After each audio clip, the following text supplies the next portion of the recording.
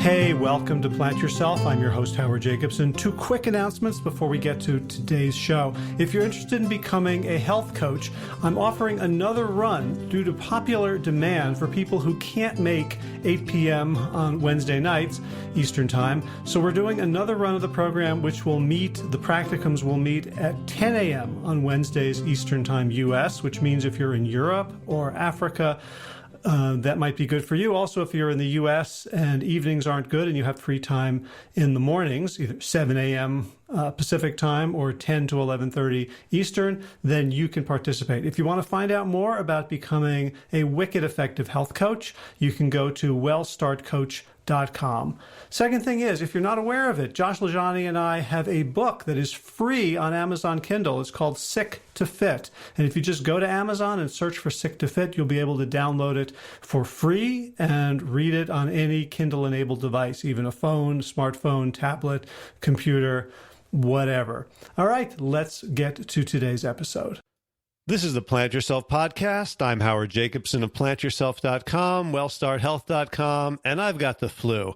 I feel kind of terrible right now, so I hope you will be okay if we don't do the intro music, if we don't do the announcement, if I just give you today's episode, which I just recorded with the fabulous, marvelous, wonderful, inspiring Sarah Bofinger. Sarah was on the podcast about almost a year ago for episode 271.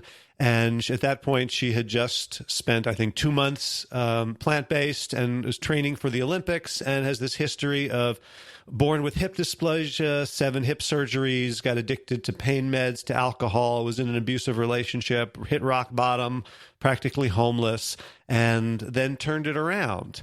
And today we talked about what's happened in the past year. Shortly after that call with Sarah, I invited her to become a coach with WellStart, to go through our WellStart Health Coach training program, and to come on board as a coach. And we talked about how that experience has helped Sarah on her own Olympic journey. What am I doing? I said I was not going to do an introduction. I was just going to lead right in, and here I am blabbing. I'm going to go back home, have some more herbal tea, drink some more water, try to sleep. I won't be back today after the interview, so I'm just going to leave you in the very, very good hands of Sarah Bofinger, the Mer Goddess. So without further ado, Sarah Bofinger, welcome back to the Plant Yourself podcast. Hello, I'm so excited to be back. Yeah, so you've had quite, what has it been, like a year since we first talked? Yep. And you kind of know the date, right? Like you keep track of stuff like that. Yeah, we did the podcast March 15th of last year. All right, so we're coming up on a year, and you have a lot more you wanted to talk about. So what's on your mind? Well, I wanted to just kind of, recap on what happened since the last podcast. So the first really exciting thing that happened after the podcast was you sent me an email and asked if I wanted to be a health coach with WellStart. And of course, I was so excited. And so I went through the 12-week coaching program. And I'm just going to say, I learned a lot more about myself through my own journey in this program than I expected. I didn't know what to expect in the program, but the tools showed me to really put myself in the driver's seat for my own goals. And it was just really driving me to be a better swimmer, to be a better person in general. And it was just really great. And so after that, then you asked me to be on the WellStart team. And I mean, if you go back and listen to the podcast before, a lot of you know I surrendered my financial needs and, everything to just kind of pursue this. And then becoming a part of the WellStart team as a health coach, really helped my abundance. And not only that, but it allowed me to be a part of other people's journey.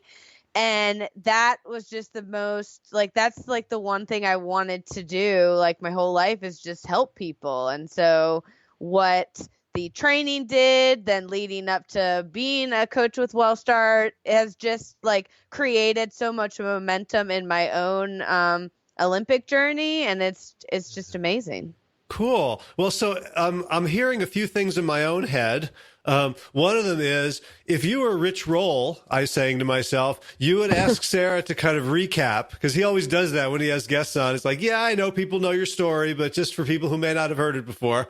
So instead of telling everyone, just like pause and go listen to the other one. And I have this like head cold or flu or something. So I've been very ditzy. I didn't even look up the number to tell people. I can sort of. I think it's 115. I think it's 115. No, that would have been in 2014. Oh, so it has to be 200 something. Could be two. It could be if it's a year ago, it'll be like 260 or something like that. I'll look it up.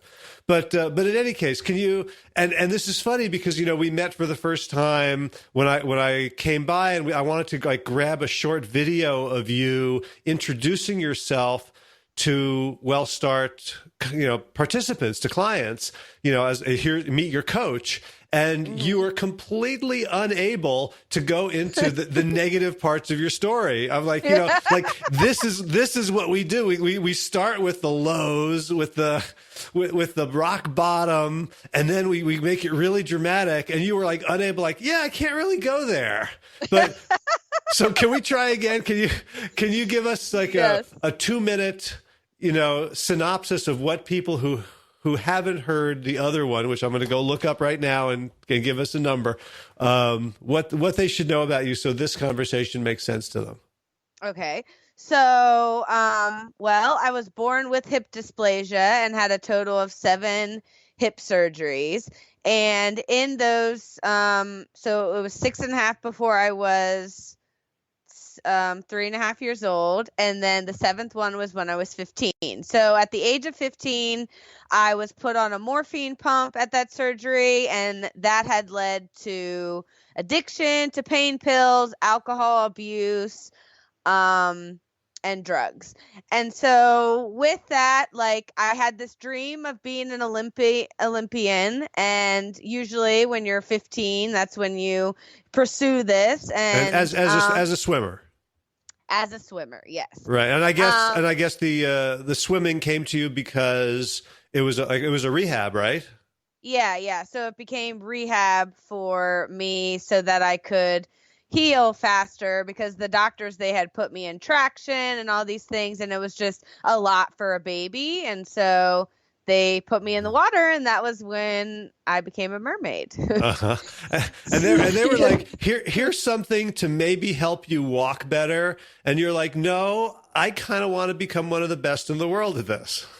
Yeah, basically. And but with those surgeries and things, like, it like embedded all this like doubt and, worry and fear and all these things, so that I didn't believe in myself that I could pursue it or anything like that. So then that led to, fast forward, I was overweight. I was, I got into alcohol, and then that had attracted me to relationships that weren't serving me, but were serving me at the time when I was I was in a 9-year relationship that had ended. I was going to be homeless. I had no money, no really where to go. And I had this dream of becoming an Olympian. And so in that moment of feeling like I could die, I then chose to live. And so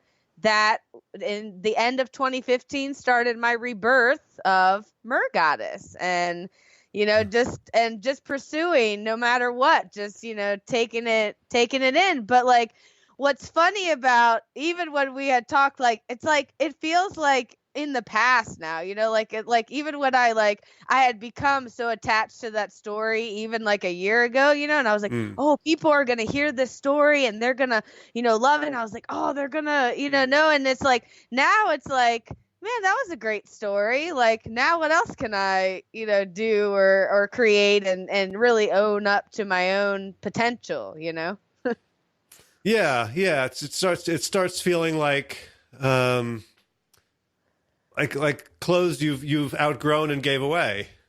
Yeah, Right? I think that was why it was so hard for me to tell. Like like in that moment of you recording me, like I almost forgot I had 7 hip surgeries. Right. I was like, oh yeah, I did have that happen. We're gonna have to like tattoo you like the guy from Memento.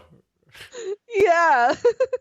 Well, like I have the scars, like even like the just yesterday in the locker room, like this woman was like, I noticed your scars. Like, what happened to you? You know, so I like went into the story and I'm like, yeah, you know, it's great. And I'm walking, you know, and this woman was like, oh my gosh, 7 surgeries, you know, and I'm just like, oh, you know, and then this other woman's like, she's a really great swimmer. I watch her under the water every day and I'm looking at her, you know, and I'm like, I'm just laughing in my head like that happened.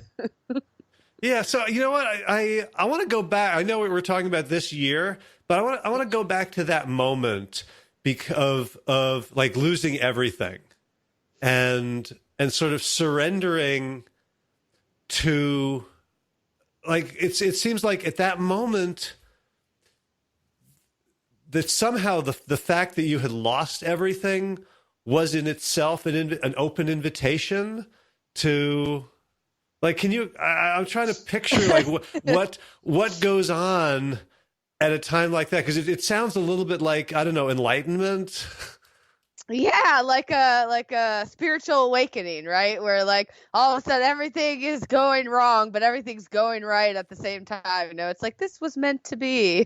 But I mean, like in the moment of, you know, like really like because in like I'll say like, you know, when we had broken up, I still was living with my ex for a little bit and it got really, really bad. And so when it got really, really bad, that was when like I started meditating and like really like owning up to that, like I created this. Like I wasn't into like it became at first I was trying to blame the person for all of this, but then I started taking I really started taking like, yeah, I did this. Like I created this, you know, this was me and like start taking ownership for my life versus thinking because my whole life is just like, oh, this is happening to me, you know, and then in that moment of surrender for me was like, oh, like this is my reflection. So if this person's yelling at me, they're not necessarily yelling at me. Maybe they're yelling at themselves, you know? So it was like a completely different look that I had. Like, you know what I mean? Well, it almost reminds me of like, you know, so I've been sick for a couple of weeks and I've had a lot of trouble sleeping. But there's something about like the dreams I have when I'm sick, or you know, my wife's giving me all these herbs that. Like I had a couple of dreams where I sort of woke up in the dream and realized it was a dream. And I'm like, oh, well, let's play around here. It was like a lucid dream. I wonder if that's like, okay, so all this is going on and it's all real and it's all not at the same time. Like, was that something of the feeling?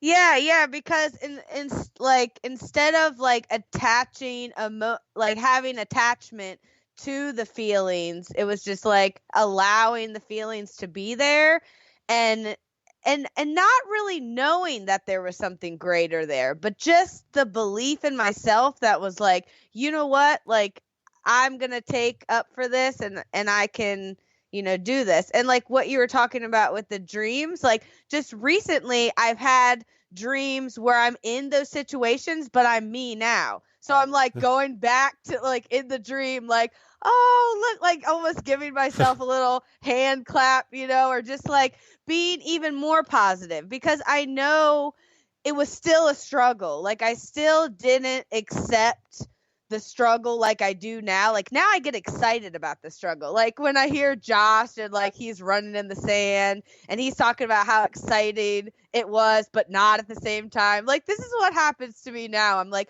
oh, I can't wait for the struggle, you know? But then I sat in the struggle a little bit longer than I could say I would now. Uh-huh. Yeah. And it's funny because you know, the way you talk about it, the way on the surface I hear you saying is like you no longer like blamed externally, like you took responsibility for it, which could feel like a very heavy thing like a thing like to get down on yourself. But what I hear you saying underneath it is that you kind of let go of stuff. Yeah, I let go of a lot of stuff. And I mean, even like, there was still a lot of healing from that experience for me. And like, even like, I really wish that I could like talk to that person now and be like, man, that was like a fun experience, like instead of like having like hatred or, all these like feelings that were actually about me. It had nothing to do with the other person. And it's like, I'm so clear with how relationships are with others and how I can take responsibility and really like just own up to the fact that, I created this in my head. And, if I look back and like in the situation, I didn't like it. So of course, if I'm in my head, like, I don't like this. And now is the manifestation. Like now is like the part that I didn't want. I thought about the things I didn't want. And here it is right in front of me. And it's like, what do you do in that moment? Do you like cry and like get all like try to beat someone up or, just fight it? Or do you sit there and accept that this was what you created and this was meant to be? And, continue to grow from there. And I think that was a very important part for me because for years I would, I would just sit in the struggle for so much longer than I needed to. I'm sure that experience still took 3 or 4 months to really like get it. You know what I mean? But like now it's like it clicks. It's like, oh, here's a struggle. Ooh, there's strength on the other side. Let me go in this struggle. And, and kind of rebuttal out of that. And then it's like literally like so quick, like you're in the struggle one moment, there's your strength in the other moment, I was recently reading an interview with a screenwriter who writes like adventure thriller movies. And what he was saying was like the main job is to get the audience in a certain moment to say, how in the world is the hero going to get out of this one? Yeah. Right. It's like they know it's a Hollywood movie. They know that, but you're trying to make it like almost like impossible to get out of this one. But that's like the challenge of the writer to come up with these circumstances that just bring the most juice to the screen. And it sounds like you at some point you decided, I am not a character in someone else's drama. I don't like where this is going. I'm going to leave this page and I'm going to rewrite it myself. Yeah. Cause I mean, even like, I'll just say like throughout my whole life, like every incident or every trauma that I experienced, I always put the blame on someone else. And like, finally there was this like really like everything shifted in one moment. Like I got $200. Like I got a lot of bills to pay. Like I don't know where I'm going to live. I've got this Olympic dream that I want to do. And I have no idea how any of this is going to work out. But okay, I'm going to still do it, and I'm so grateful because it's just like, it's just been so fun. If I like even think back, like I can't even get upset about it or be sad about it. Like I'm just so grateful for like the trauma that I went through because it's just made me such a better person. Nice. Okay, so we had this conversation a year ago, episode 271. We were totally off. as it turns out. And I got off the phone with you and I called Josh. I said, I've just met girl Josh. It's like you're so inspiring and upbeat and wise. And then I was like, boy, we need to point you in the direction of all the people we want to help. And so I after a while I asked if you wanted to join our we're starting to train coaches for WellStart. Partly just couldn't find coaches who were trained the way I wanted coaches to be trained. And there were a lot of people in that cohort. Some of them were already professional coaches, and a number of them weren't. We're just sort of professional self-changers and inspirers of others like yourself. And so I'm just really, really curious what you got out of the WellStart Coach training program that surprised you, because I think you went in thinking, okay, I'm going to learn some coaching techniques, but it seems like you got that and more.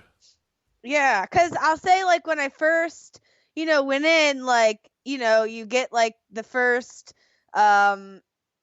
I guess like the learning material, right? So you're doing it, and I'm just like, okay, like I don't have any clients to teach. Like, how am I gonna coach someone, And so then I was like, I can coach myself. Like, I can literally like use all these tools and put it on my own journey, because I mean, there have still been parts that I've just been like, I don't know what I'm doing. Like, cause a lot of times it's like, I was thinking I'm just going to like, oh, people are going to hear my story and they're just going to sign me up for the USA team. Right. And it's like, no, like this is something that I have to do. And so what WellStart taught me with like using techniques like never binge again, like I learned that like I had binging tactics. Like instead of calling it the pig, I called mine the sea creature, and it would come out and like, want to like have certain foods and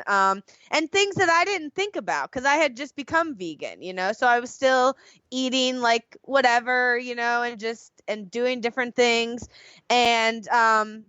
And then the other thing, it taught me to like really be in the driver's seat of my own journey. Like instead of just waiting for other people to,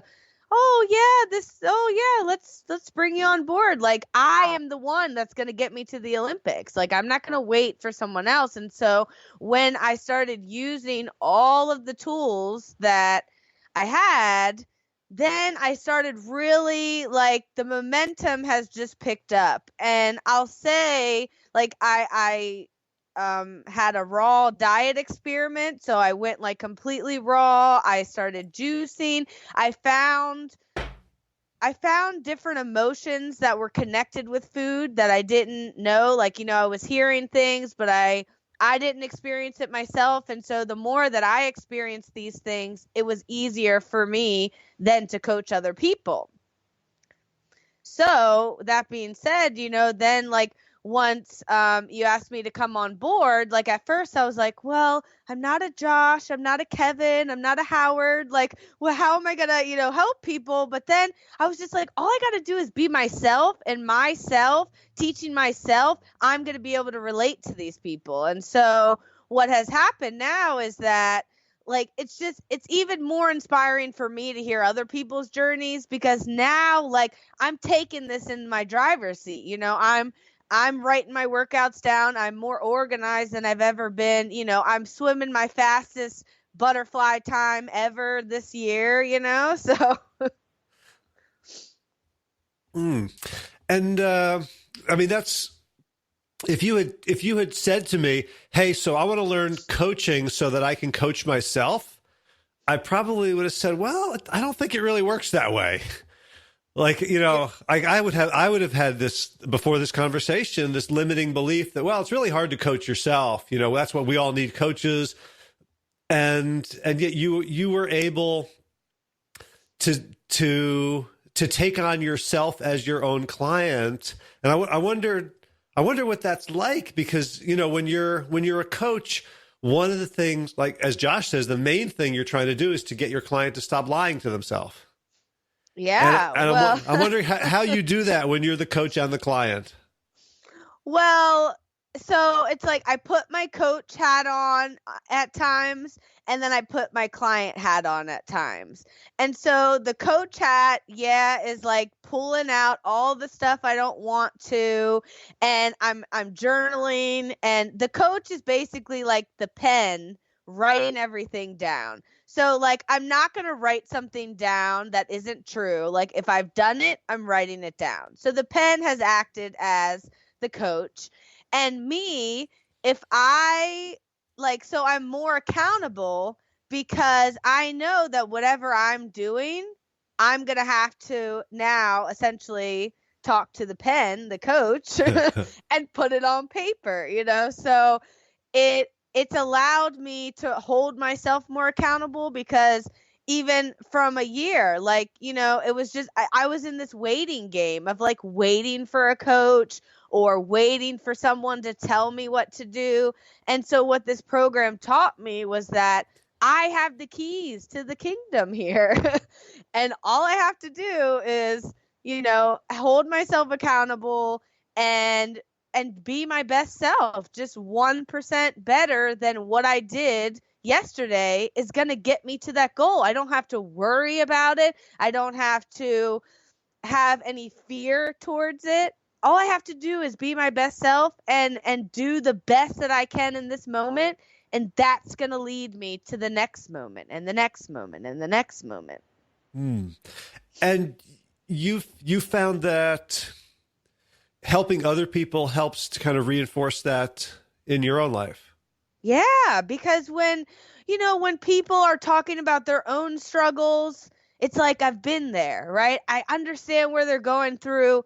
Right now, they're vulnerable, and they're like being in this program with this virtual community is allowing them to be with their struggle, but also grow from that struggle in that moment versus just being in the struggle. Like, we all can be in the struggle and stay in the struggle for years, right? But when you have other people that are also in the struggle that you're talking to all the time and you're listening to what they're doing, it's more powerful for the person and for the coach. It's a win-win. It's not like I never feel like I'm the coach, so I'm better than this person. I feel like I'm the same.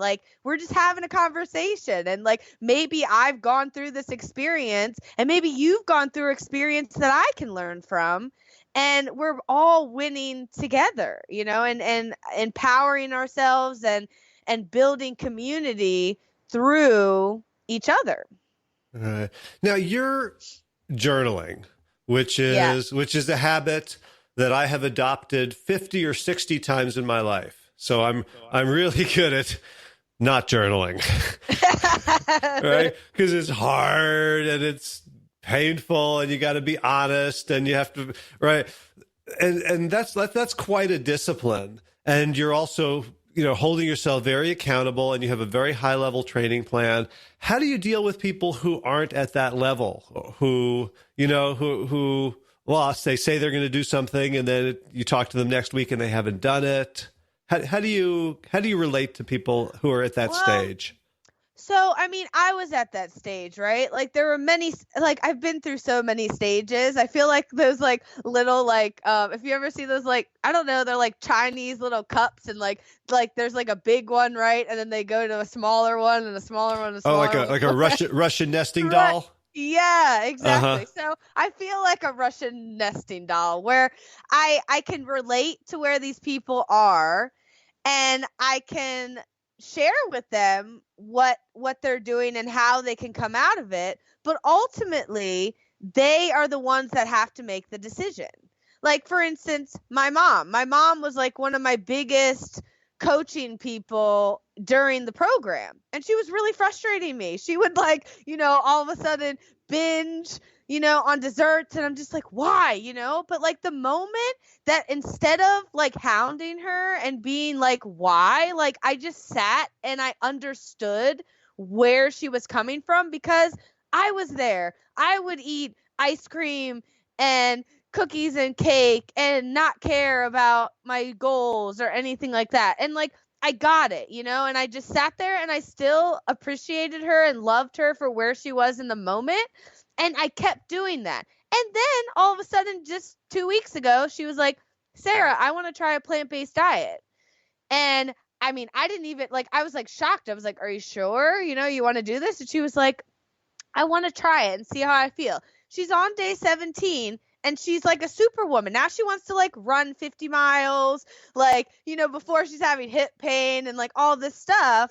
And I don't even know where this goes, but where I would see someone in that moment, I would just love them with all I could so that they can see that because I'm loving them where they are, that gives them permission to grow to the next piece when they're ready.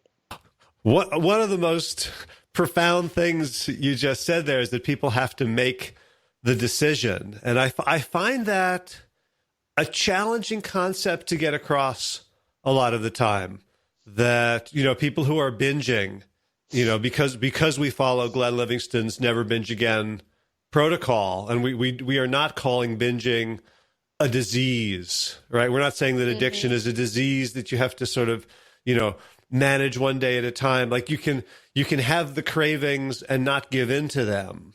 And what it takes is a bigger decision, a commitment, a vow that, and people really have a hard time believing that they had the power.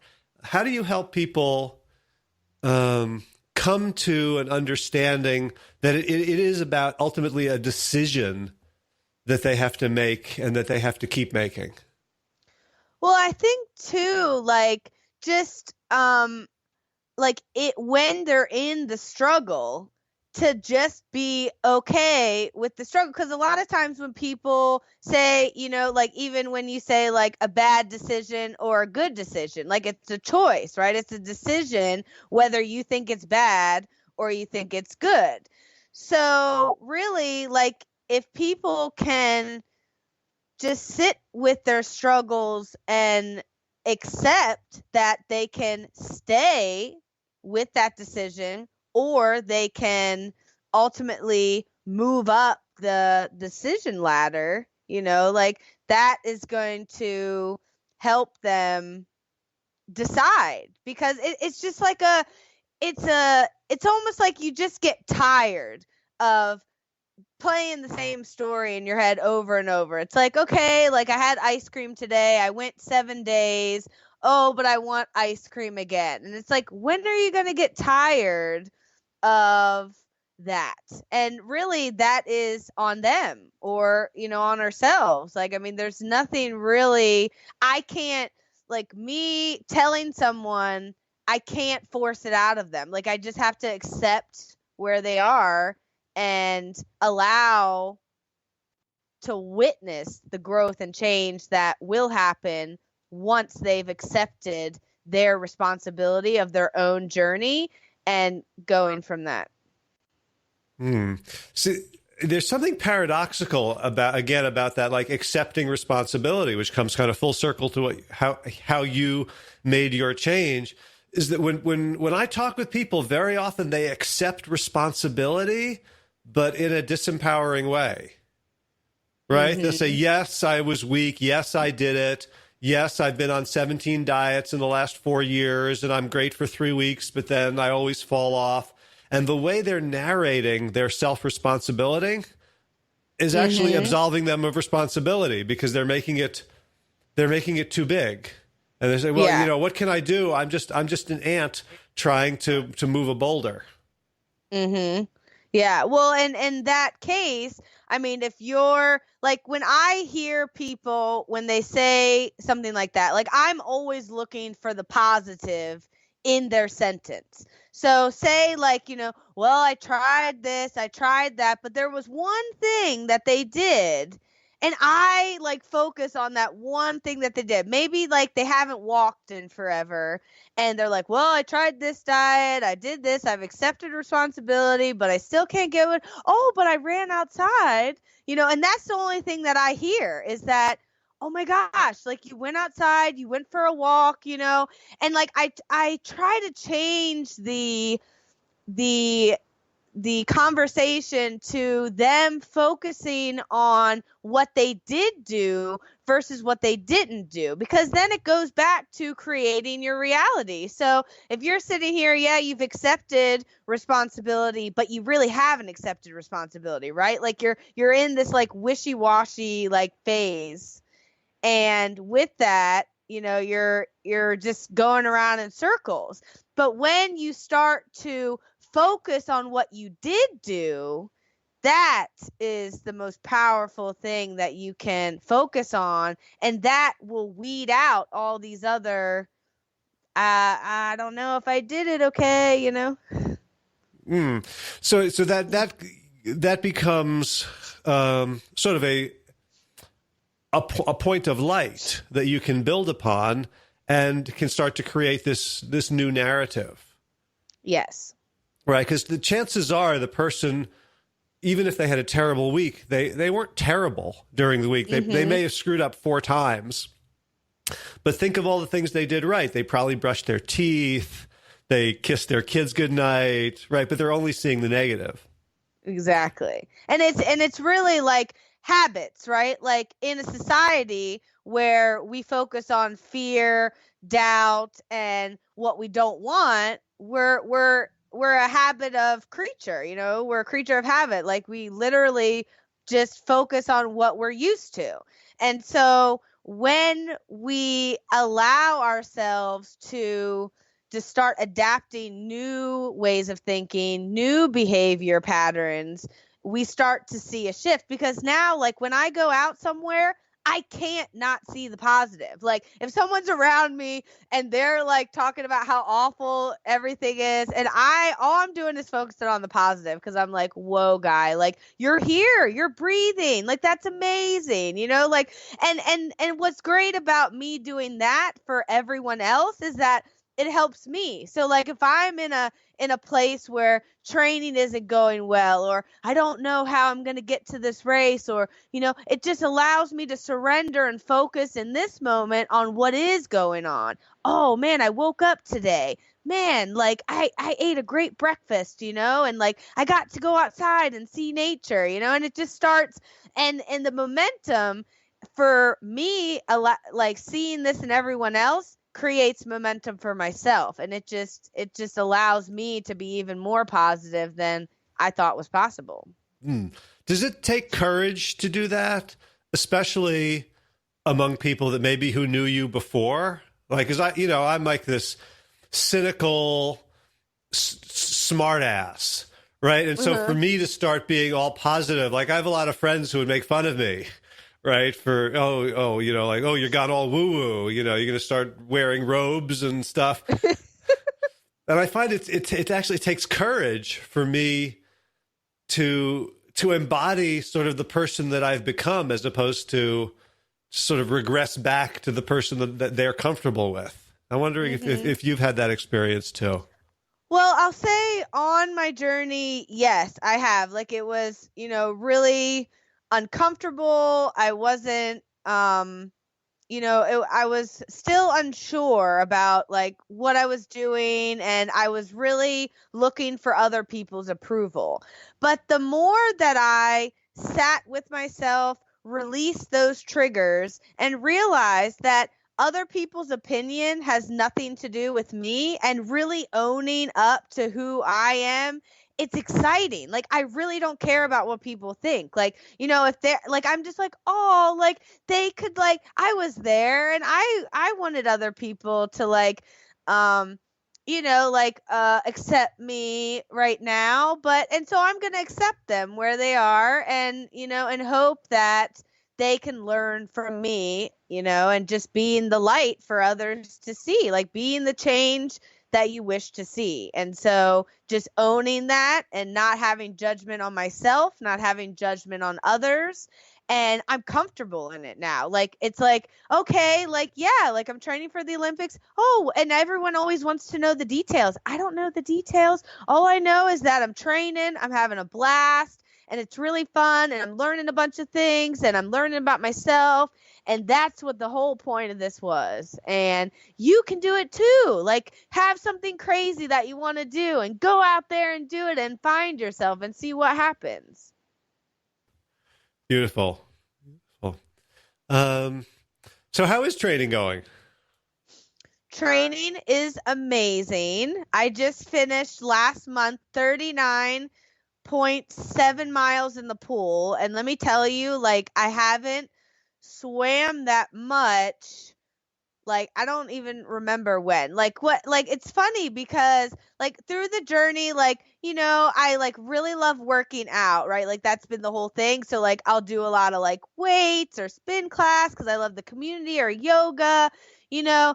And so, but with the WellStart program and really, like, finding what my body needs, and after swimming my fastest 100 butterfly, I realized, what if I focused on the butterfly? Like, I wasn't focused, like, I was just like kind of all over the place, like, like, oh, I'll do this race, I'll do this race, I'll train here, I'll swim with the masters team, and all this stuff. And then it just, like, all of a sudden it clicked last month that, oh my gosh, like, if I focus on this one thing, what will happen? And so the momentum has been really great. I've been really dedicated to, like, going to the pool myself, going to just, like, getting up, like, embracing the struggle, getting excited. And so I'm going to test this theory in 2 weeks and see how I swim.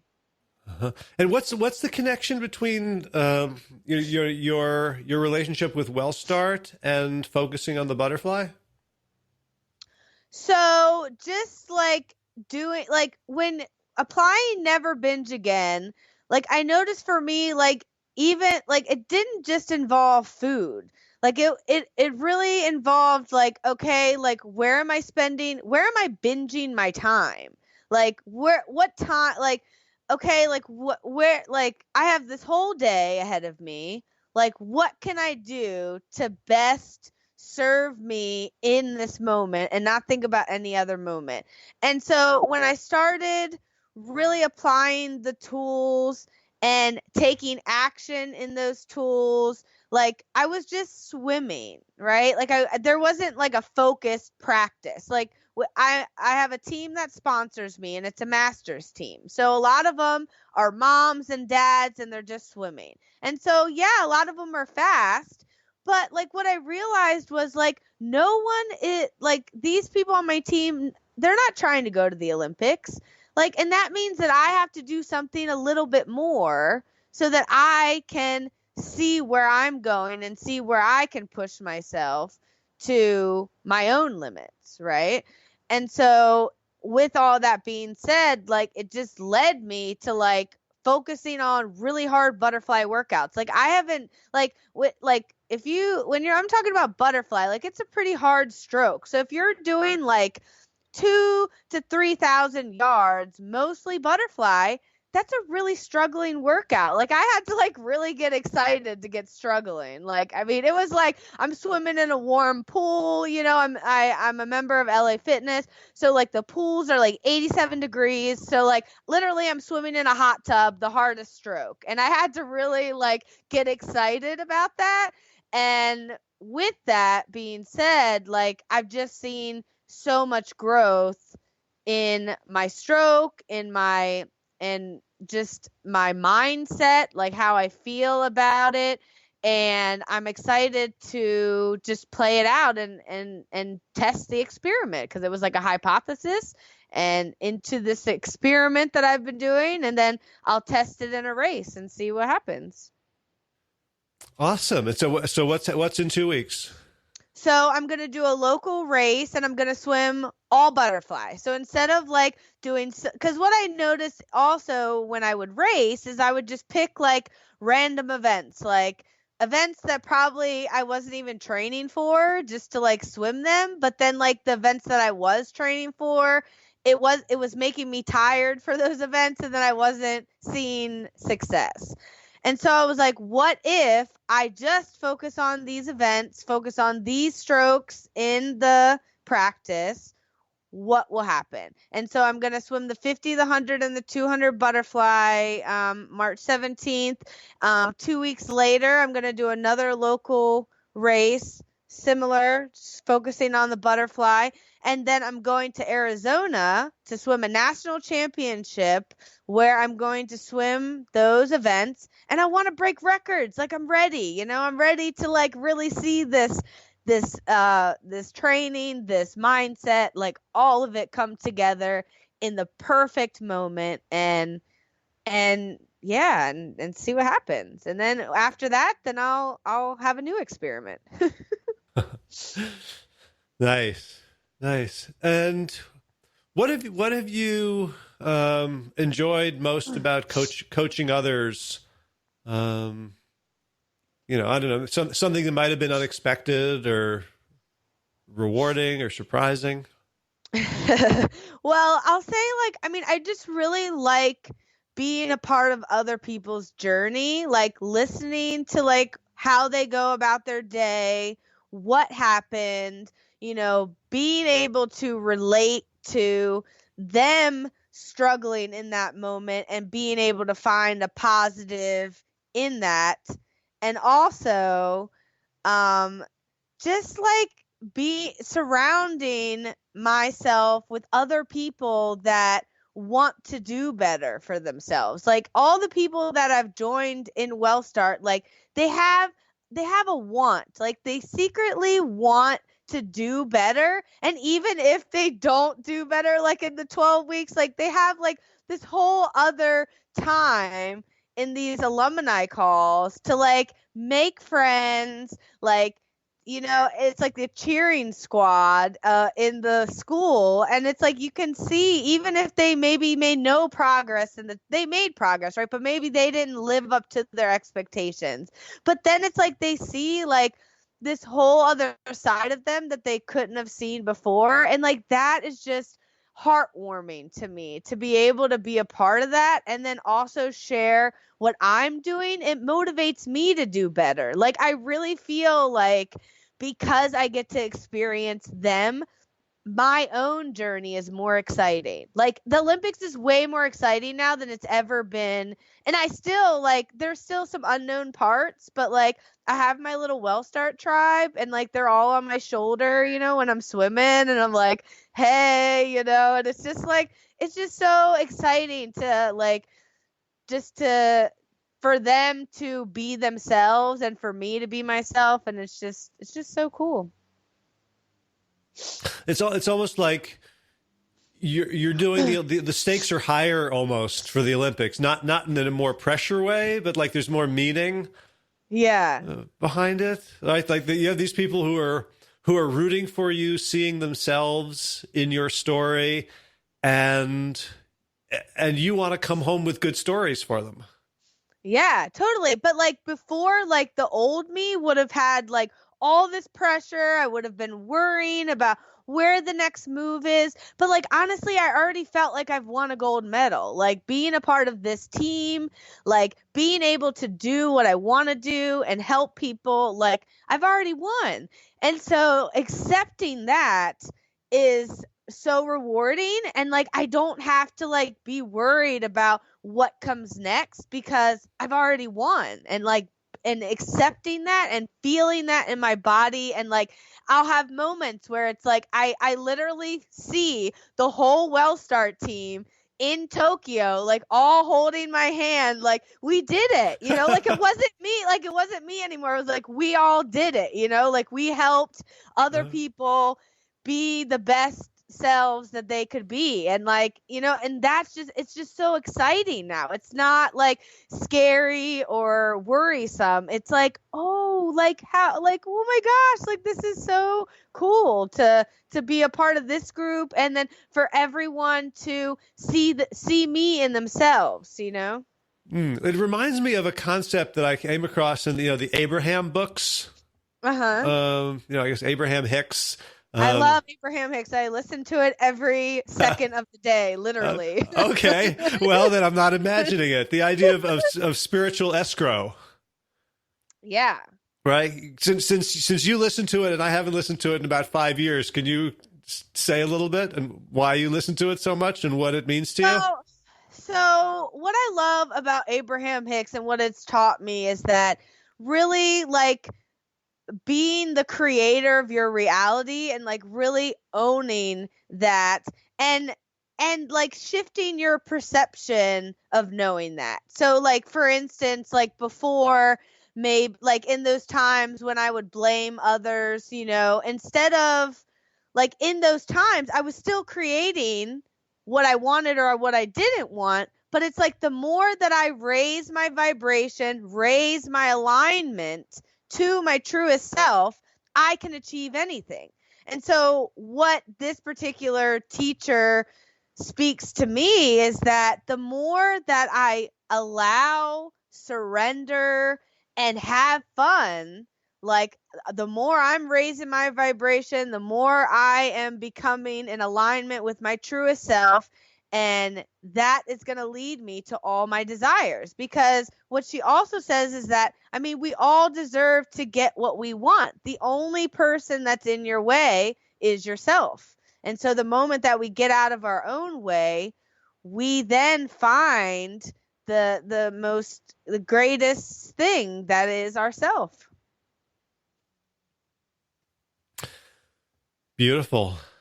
And you know, there was a time when I listened to it a lot, and then I had a lot of sort of thoughts that became, I want to say, undermining of it. And then, you know, like, here's why it can't work, and here's why it's unfair, and like, I spent a lot of time, blah, blah, blah, blah, blah. And what I love about talking to you is that you're not claiming that it works or it's real or it's true. You're simply living it. Yeah. Like, even like, I'll compare this to even like religion, right? So like, I'll go into a church and, you know, you'll see people that are like worshiping, right? But then when they leave the church, they are so rude, and they're like, it's like their whole spiritual thing like went out the window, right? And like, what like this whole entire experience has taught me by learning about these different things is that, you know, like, if you just live it, like, it doesn't have to be like it looks a certain way, or, you know, it has to be this way. Like, just try it for yourself, experiment on yourself, and you're going to be the person that knows. Like, I don't know your reality. Like, I can't create your reality for you, but I can create my reality, and I can show you what that looks like for me. And if things that I'm saying make sense and they resonate with you, then you can do the same thing in your own experience. Right. So what advice would you have for someone who's listening, who wants to take that first step in this sort of radical journey of both self-responsibility and letting go? What sounds like to the mind sounds like such a paradox. Like, what, you know, and someone's listening, and like, oh man, I would love to be able to, you know, trust the universe and not worry all the time and not constantly be in self-conflict. What's a first step? Well, I would say keep it simple. So like, for instance, like when I was learning to, you know, trust the universe and God, and, you know, and really surrender in my own experience, I would do little things like, for instance, like getting on the train, right? So the train says it's a minute away. And so you're like, oh my gosh, I got to get to the train, you know, and you trip up the escalator, and all these things happen because you're worrying, right? But the moment that you're like, if I'm supposed to get on that train, I'm going to get on the train, and you take your time, and you start to realize that because you thought that, you created it. So don't think that it has to be this big thing. Like, it can even start with like a relationship, or even like your boss, right? Like, is really like upset with you, and like you just have a thought like, you know what? I'm going to go in here cool and collective, and I'm just going to see how this plays out. And you witness it. And the more that you witness simple little tactics like that, you will become a believer, and you will start experiencing more and more of these experiences in your life.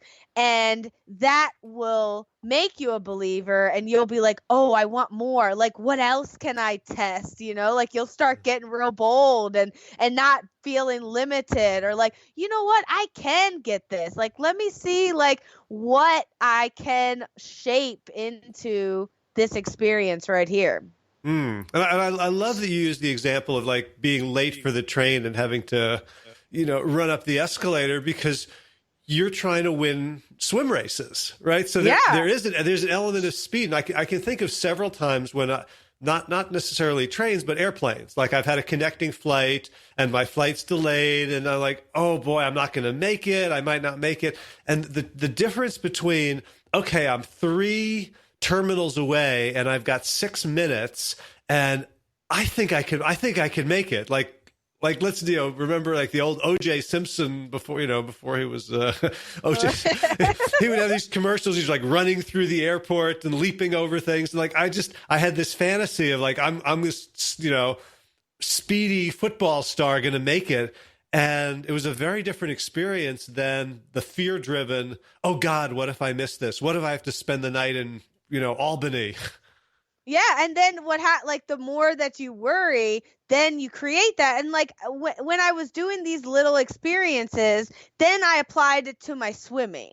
And what I found was that I was creating resistance in my body. I was creating resistance before I even achieved it. Like I was all worried about what the outcome was going to be before I even got a chance to perform it or to see it, and so it happens all the time, right? Still, even like I there's like 5 minutes left before the yoga class, and like I'll find myself like taking 3 deep breaths, being like, okay, if I'm supposed to go to yoga, I'll be at yoga on time, ready for my mat, cool, calm, and collective, ready to go, and it's like I do that with everything. Like if I find myself in a moment where I'm rushing, or I'm like, I'm like, Sarah, silly girl, like, that you create that. And so you want to create something you want or what you don't want, and accept it and move on. And whatever's supposed to happen is going to happen. If you're supposed to make the train, you're going to make the train. If I'm supposed to make the Olympics, I'm going to make the Olympics. But worrying about it isn't going to get me there. Right. But I see for me, my habit, and I see this over and over again in some of the WellStart people that we coach, is if I lose that sense of urgency, dread, and worry, then I feel like that's what I'm plugged into. That if I lose that, then there's no more there's no other motivation, right? Like the body isn't naturally going to swim 100 meters butterfly fast. If I say, well, if I'll make yoga class if I'm meant to make it, and once I relax, then I will like turn into an amoeba, or like a bag of tofu, and I'll be like, oh, yeah. I have no motivation now because I'm not worried. Yeah. Well, and I mean, true, right? Like you could, like that could turn into that, but at the same time, if you're excited about going to yoga class or getting on that train or swimming those 100 yards or whatever it is, if you're already excited, the momentum is there and you're going to get there. If you have an appointment that you want to make and you're like, okay, I'm going to do it, like you're going to get there. Like this was funny. So my mom, like every time I hang out with my mom, she like, this is where I got my habit from, right? She's always worrying, I got to get on time, So we're going to the dentist.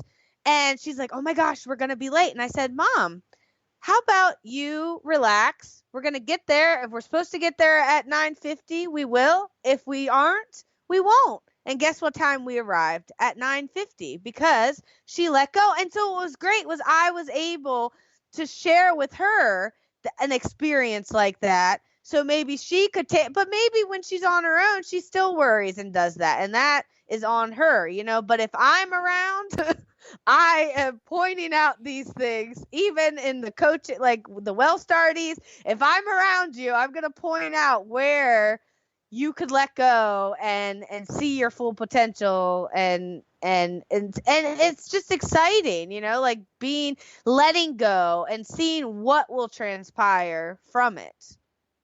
Love it. So as you know, but other people may not know, is that every time you've spoken, I have muted myself out and had a hacking coughing fit.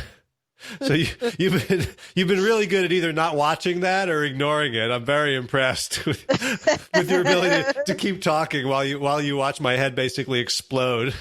Yeah, it's like, see, like this is what we learn in yoga. It's like, I'm focused like on your little windshield right here. Like I'm just talking to that, and everything else is just there, but like the focus, the driven, that's there. So even when you said about if you turn into a tofu, well, if you're driven and focused in that moment, it won't happen.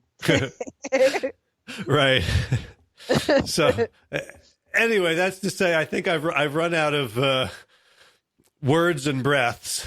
So very good. So do you have a place where people can follow your journey? You have a blog, right? Yeah. So if you go on WordPress, Goddess, you can read about. I've been writing a lot about these types of conversations, so you can follow that.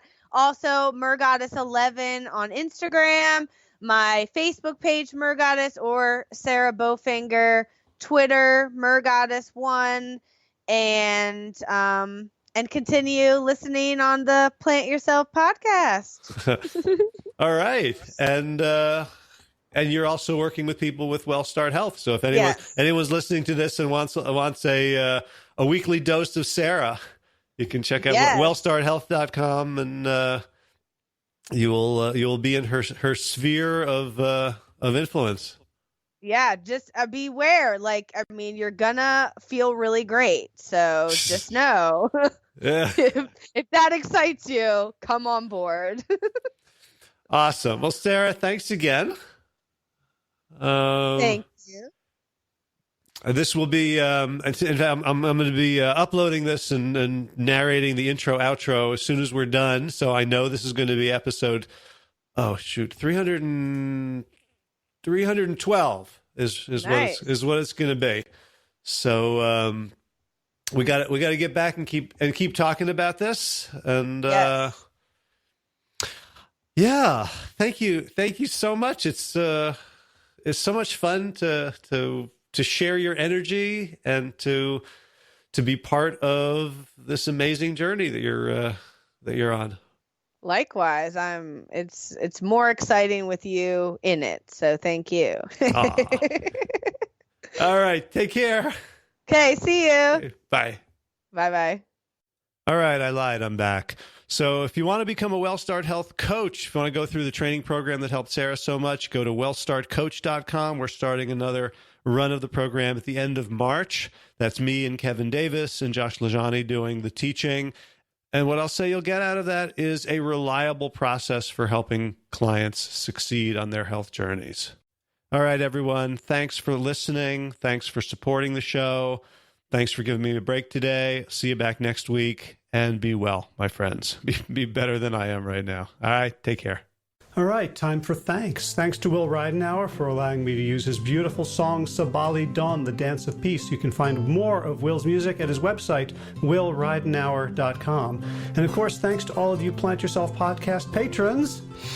Kim Harrison, Lynn McClellan, Anthony Disson, Brittany Porter, Dominic Maurer, Barbara Whitney, Tammy Black, Amy Good, Amanda Hatherley, Mary Jean Wheeler, Ellen Kennelly, Melissa Cobb, Rachel Behrens, Christine Nielsen, Tina Scharf, Tina Ahern, Jen Filikanovsky, David Bizek, The Mysterious, Michelle X, Elspeth Feldman, Leah Stoller, Alan Christensen, Colleen Peck, Michelle Energy, Josina, Sarah Durkis, Rhymes with Circus, Kelly Cameron, Wayne Pedersen, Janet Selby, Kara Adams, Tom Franzek, Jeanette Benham, Gil Assert, David Donahue, Blair Cyber, Torona Vizo, Gio and Carol Argentati, Jody Friesner, with Ann Funderburk, Misha Rosen, Michael Warbeck, The Equally Mysterious, Tracy Z, Aviva Lael, Alicia Lemus, Rebecca Hughes, Val Linneman, Rhymes with Cinnamon, Nick Harperson, Martha Bergner, Susan Ahmad, Molly Levine, The Inscrutable, Harry R., Susan Laverty, The Panda Vegan, Craig Kovic, Adam Scharf, Karen Burry, Heather Morgan, Kelly Machia, Deanne Norton, Bonnie Lynch, Plant Happy Oregon, Sabina Kurtzels, Nigel Davies, Marion Blum, Teresa Copel, Julian Watkins, Breed O'Connell, Shannon Hirschman, Linda Ayat, Colm Hedegaard, Isa Tuzawak, Connie Hainline, Aaron Greer, Alicia Davis, Heather O'Connor, Carolyn Jensen, Sherry Orlikowski of Plant Powered for Health, Karen Smith, Scott Morani, Karen and Joe Crabtree, Tanya Lewis, Kirby Burton, Teresa Carell, Kevin McCauley, Elizabeth Rothschild, Ann Jesse, Cheryl Dwyer, Jenny Hazelton, Valerie Peltier, Peter W. Evans, Colleen Harrison, Justine Divitt, Joshua Summermeyer, Dennis Bird, Darmy Kelly, Laurie Fanny, Linnea Lundquist, Valerie Hummel, Emily Iaconelli, Levy Wallach, Rosamund McAtee, Dan McCorney, Stephen Lehman, Patty DiMartino, Mike and Donna Kartz, Deanne Bishop, Bill Brielf, Gunter Schmidt, Marjorie Lewis, Kelly Molden, Tricia Adams, Ian Kramer, Nancy Sheldon, Lindsay Bayshore, Gunn-Marie Hagan, Tracy Gullich, Laura Heeden, Meg from Mama Says, Rochelle Kennedy, Diana Goldman, Stacey Stokes, Ben Savage, Michael Kay, Holly Butler, Diana, David Hughes, Connie Rogers, Claire England, Sally Robertson, Param Ganchi, Amy Daly, Brian Tourville, Mark Jeffrey Johnson, Josie Dempsey, Karen Schmidt, Pamela Hayden, Emily Perryman, Olga Sidorowska, Allison Corbett, Richard Stone, Lauren Vaught of Edible Musings, Aaron Hasty, Sean Owen, Sagar Nayak, Erica Piedra, and Danielle Roberts for your generous support of the podcast. That's it for today. As always, be well, my friends.